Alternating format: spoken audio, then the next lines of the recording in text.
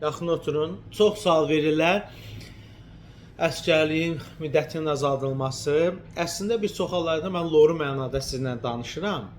Yəni istəyirəm ki, mənim danışığımı Qubanın ən ucqar kəndində olan bir vətəndaş da başa düşsün.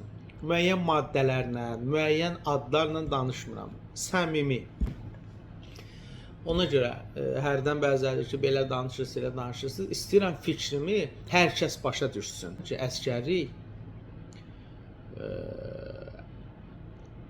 orta təhsillər üçün 18 ay, ali təhsillər üçün 12 ay.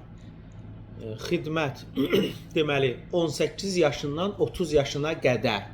30 yaş tamam olandan sonra heç kim xidmətə çağırılmır. Aydındır? Əziz həmvətənlərim. Aydındır?